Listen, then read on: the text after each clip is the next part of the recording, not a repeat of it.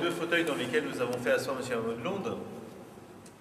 Ce fauteuil a été le fauteuil de l'oncle Isidore, donc c'est mon fauteuil, M. Modelonde, je vous ai prêté mon fauteuil, et le fauteuil de la tante Céline.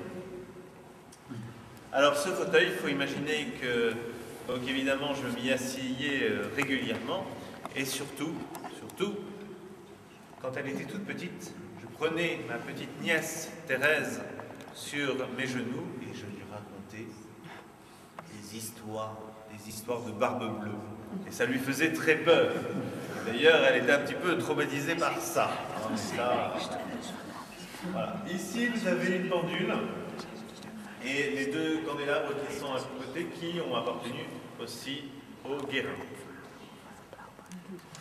Juste là, une peinture de Céline qui est de 1894, l'année de la mort de Louis et l'année où elle va, après la mort de Louis, après la mort de son père, entrer au Carmel. Et ce tableau représente d'ailleurs Jean de la Croix, le fondateur du Carmel. Hein. Et si vous allez à la chapelle du Carmel, au fond de la chapelle, vous allez voir la statue qu'elle a peinte. C'est la statue qu'elle a peinte et qui est donc un peu le reflet de son art. Alors, Céline a peint énormément. Elle a peint avant de rentrer au Carmel et elle a peint après. Si bien qu'aujourd'hui au Carmel, il y a plus de 80 toiles de Céline. Parce que la famille Martin est une famille d'artistes.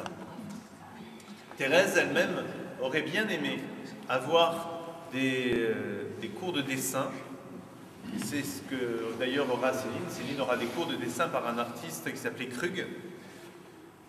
Mais le jour où Monsieur Martin évoque la possibilité pour Thérèse d'avoir des cours, eh bien, alors il y a Marie qui dit « Ah non, il y a suffisamment de croûtes comme ça déjà à la maison. » Ben oui, il faut dire que Céline, la jeune Céline, quand elle commençait à peindre, évidemment, c'était quand même pas des œuvres extraordinaires, c'était plutôt des croûtes, hein, même s'il y a quand même un réel talent hein, dans ces compositions. Alors, dans ces deux vitrines,